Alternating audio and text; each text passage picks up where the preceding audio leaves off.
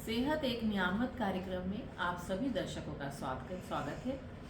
हम अपने एपिसोड में महिलाओं से जुड़ी शारीरिक समस्याओं पर चर्चा करते हैं और उनका समाधान प्राप्त करते हैं। आज का हमारा विषय है गर्भावस्था के दौरान होने वाली छोटी छोटी शारीरिक समस्याएं।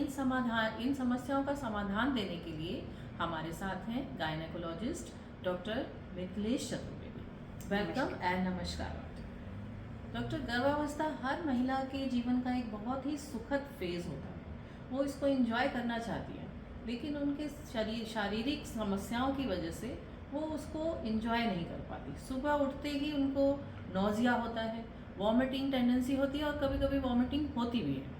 पेट में जलन होना, कॉन्स्टिपेशन होना, ये दिन की शुरुआत ही उनकी ऐसी होती है कि वो परेशानी महसूस करती है। ऐसे में वो क्या करें, इन परेशानियों को कैसे कम करें? जी बिल्कुल। प्रेगनेंसी में जो पहली तिमाही होती है उसमें कुछ परेशानियां होती हैं, दूसरी तीसरी तिमाही में कुछ परेशानियां होती हैं। जैसा आपने बोला कि जी मिचलाना या भूख नहीं लगना या वोमिटिंग हो जाना, ये पहली तिमाही के लक्षण हैं। और महिला के शरीर में प्रेगनेंसी के साथ ही एक हार्मोन की कंसंट्रेशन बढ़ जाती है जिसको बीटा एससीजी कहते हैं, जो कि 3 महीने तक बढ़ता रहता है। जैसे जैसे एम्ब्रियो बढ़ता है वो हार्मोन भी बढ़ता है। उसकी वजह से नौजिया, वोमिटिंग, भूख नहीं लगना, ये तकलीफ़ें होती हैं। और जब प्लेसेंटा फॉर्म होने लगता है 3 महीने के बाद, तो ये हार्मोन कम हो जाता है और ये तकलीफ़ें अपने आप कम हो जाती हैं। अगर हम कॉन्स्टिपेशन और जलन की बात करें तो ये लक्षण दूसरी और तीसरी तिमाही के लक्षण हैं। और इनका कारण है जैसे कि यूट्रस जैसे जैसे बड़ा होता है वैसे वैसे जो प्रेशर करता है इंटेस्टाइन के ऊपर। और दूसरा जो प्रोजेस्टेरॉन हार्मोन है, अब बीटा एससीजी नहीं है, अब प्रोजेस्टेरॉन हार्मोन है।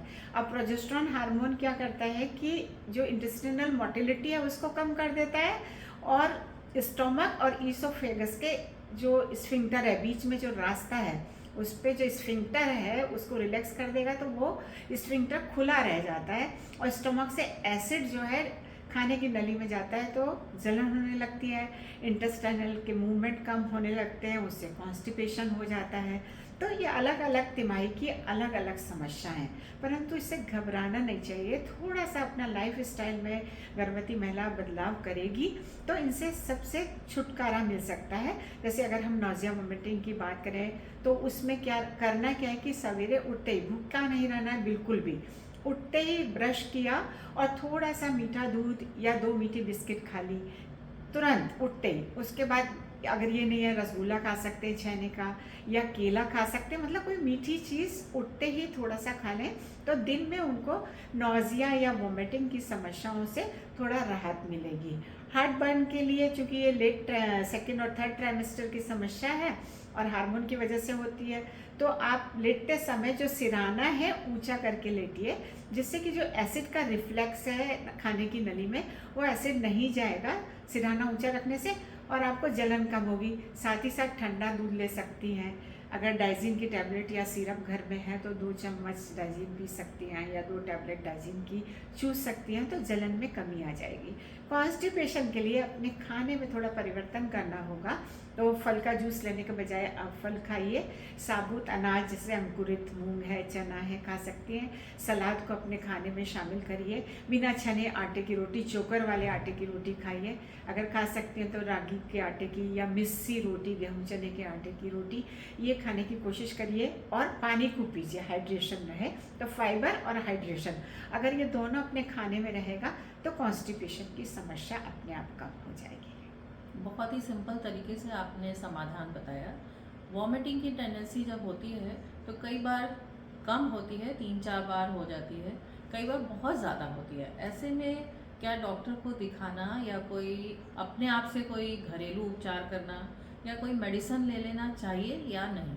देखिए, जो वोमिटिंग है या नौजिया है थोड़ी बहुत हो रही है, जैसे हर खाने के बाद नहीं हो रही, कभी कभी हो रही है या किसी खास खाने की वजह से हो रही है, दिन में 2-3-4 बार हो गई, कोई बात नहीं है, आप खा तो पा रही हैं, जो भी खा रही है। वैसे भी वॉमिटिंग की वजह से थोड़ा वेट लॉस होता है फर्स्ट ट्राइमेस्टर में, परंतु आप बिल्कुल नहीं खा पा रही हैं, हर खाने के बाद वॉमिटिंग कर दे रही है, कुछ भी पीने के बाद वॉमिटिंग कर दे रही है और आपको कमजोरी आने लग रही है, ऐसी स्थिति में आपको चिकित्सक के पास जाना बहुत ज़रूरी है। और यहाँ मैं ये बताना चाहूँगी कि ये जो वॉमिटिंग की टेंडेंसी है ये ट्विन प्रेगनेंसी में बहुत ज़्यादा होती है। जो उसके बाद एक प्रेगनेंसी होती है जिसमें कि बच्चा नहीं होता और गर्भाशय में अंगूर के गुच्छे से बन जाते हैं, उसको वेसिकुलर मोल कहते हैं, मोलर प्रेगनेंसी कहते हैं, उसमें भी ये ज़्यादा होती है। या जो बच्चे के आसपास झिल्ली होती है उसमें पानी बहुत ज़्यादा होता है, ड्रेमनियोस, उसकी वजह से ज़्यादा होती है। इन सभी कंडीशन में बीटा एससीजी हार्मोन ज़्यादा होता है। वॉमिटिंग इतनी होती है जो मैं बता रही हूँ कि पानी भी महिला नहीं पचा पाती है और उल्टी कर देती है। तो अगर ऐसी स्थिति आ रही है तो तुरंत हॉस्पिटल या चिकित्सक के पास जाना चाहिए, क्योंकि ऐसी स्थिति में ग्लूकोज चढ़ाने की भी नौबत आ सकती है, क्योंकि डिहाइड्रेशन होने के पूरे चांसेस होते हैं। ये समस्या बॉडी में होने वाले हार्मोनल चेंजेस की वजह से हो रही है, लेकिन अगर ज़्यादा है तो अपने चिकित्सक से सलाह मशवरा करें और प्रॉपर मेडिकेशन उनकी सलाह से ही लें। उसके बाद पूरे दिन गर्भवती महिला को थकान रहती है, पैरों में दर्द, पैरों में स्वेलिंग हो जाती है, एंकल्स में स्वेलिंग हो जाती है। रात को लेटने जाएं तो उनकी पैरों की नसों में बहुत ज़्यादा खिंचाव महसूस करती हैं वो। ये सारी समस्याएं भी उन्हें बहुत परेशान करती हैं। जी, फिर चेंजेस हैं बॉडी में, हार्मोन है, प्रोजेस्टेरोन है, तो सारे लिगामेंट रिलैक्स हो गए हार्मोन की वजह से, तो बैकएक की समस्या हो गई। हार्मोन की वजह से आपका दूसरी चीज़ें भी होती हैं, वो भी परेशानियां हो जाती हैं। परंतु अगर बैकएक है और क्रैम्प्स हो रहे हैं या थकान लग रही है तो ये कैल्शियम की कमी से, ज़्यादातर कैल्शियम की कमी से होता है।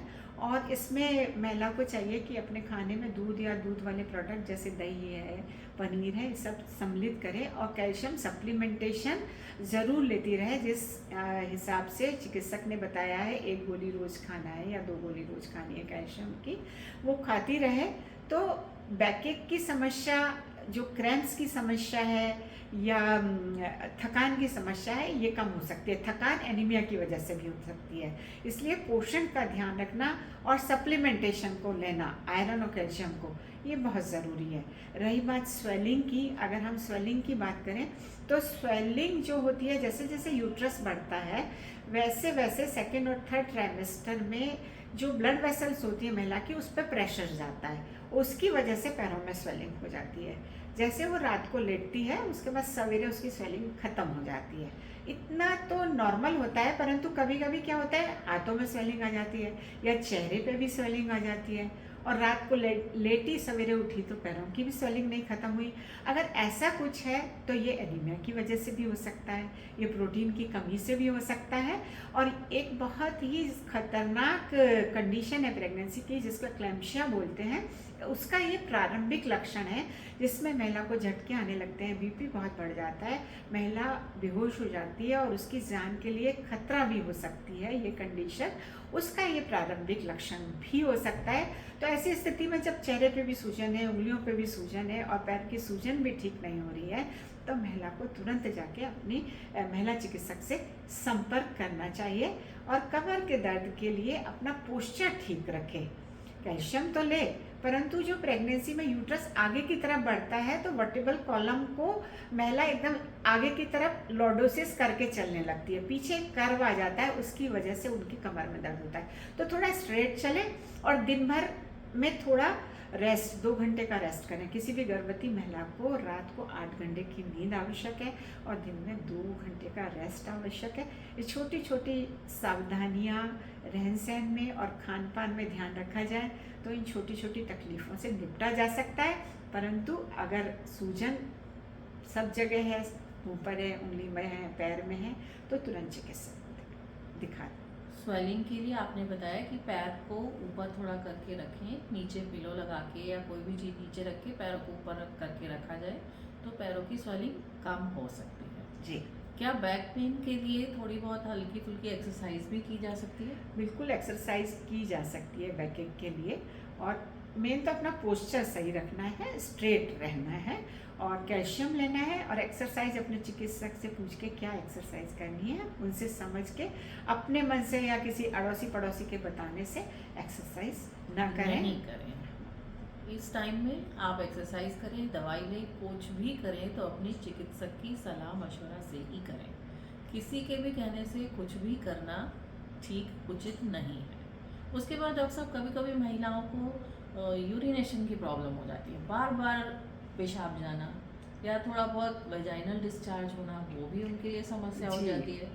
अब सब चीज़ें होती प्रोजेस्टेरॉन की वजह से है। यहाँ भी प्रोजेस्टेरॉन की वजह से वेस्कुलराइजेशन बढ़ जाता है, ब्लडर में ब्लड वेसल्स, ब्लड फ्लो बढ़ जाता है, वजाइना में ब्लड फ्लो बढ़ जाता है, तो बार बार बाथरूम जाने की टेंडेंसी होने लगती है या वजाइनल डिस्चार्ज होने लगता है। परंतु बार बार बात, ये तो नॉर्मल है, पर बार बार बाथरूम के साथ अगर पेशाब में जलन होने लगे या पेशाब करने में दर्द होने लगे या वजाइनल डिस्चार्ज के साथ इचिंग भी होने लगे वजाइना में, तो चिकित्सक को दिखाने की आवश्यकता है कि यूरिनरी ट्रैक्ट इन्फेक्शन है या वेजाइनल इन्फेक्शन है। दोनों ही ठीक नहीं है, दोनों में प्रीटर्म डिलीवरी का खतरा है, महिला को प्रीटर्म डिलीवरी हो सकती है यूरिनरी ट्रैक्ट इन्फेक्शन की वजह से भी और वेजाइनल इन्फेक्शन की वजह से भी।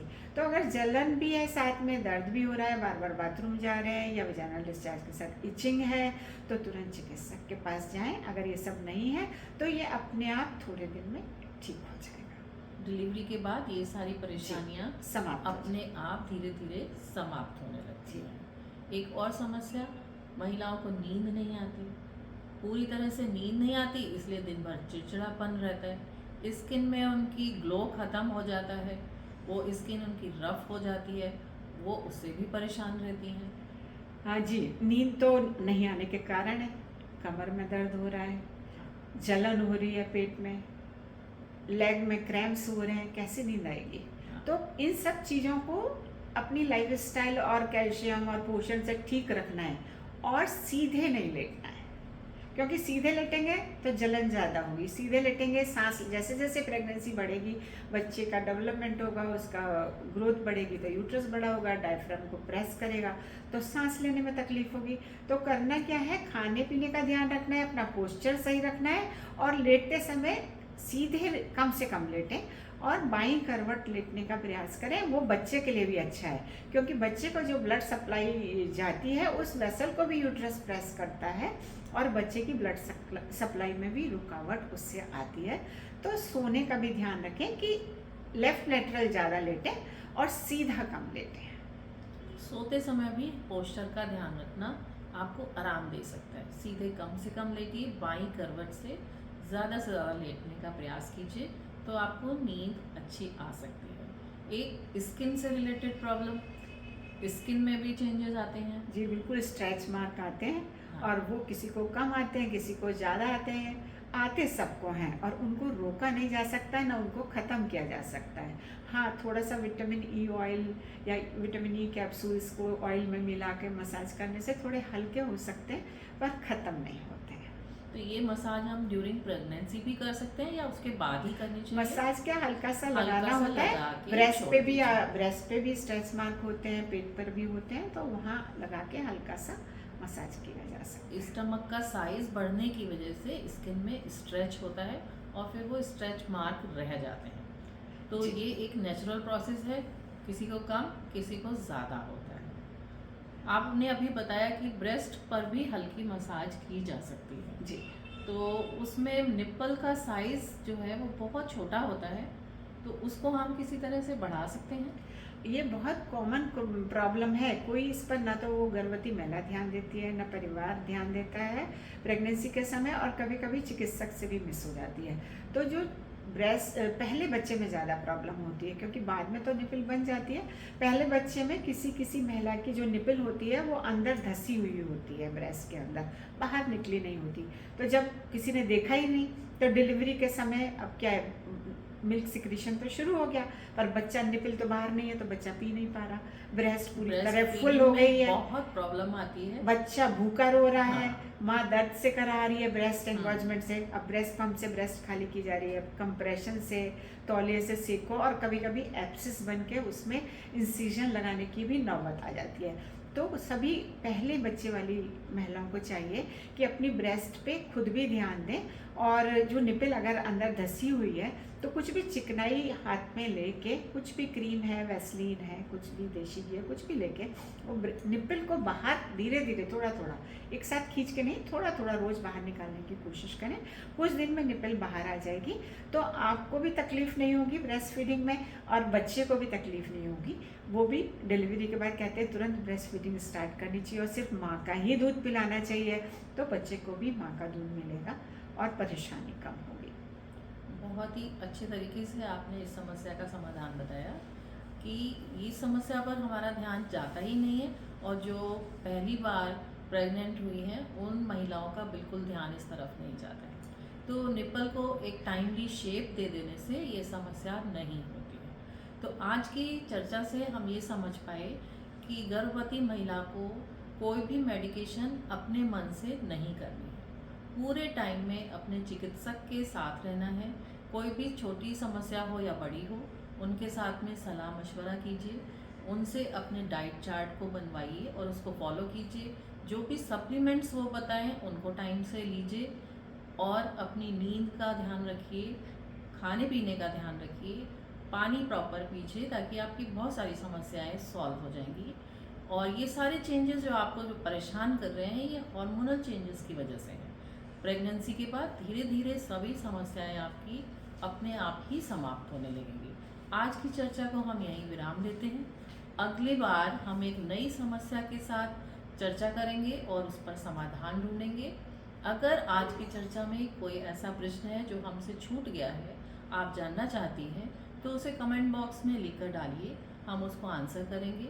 कोई ऐसा विषय जिस पर आप चर्चा चाहती हैं वो विषय भी बताइए, हम उस पर चर्चा करेंगे, उससे रिलेटेड प्रश्नों को लेंगे और उनके समाधान ढूंढने का प्रयास करेंगे। तब तक के लिए आज्ञा दीजिए। नमस्कार।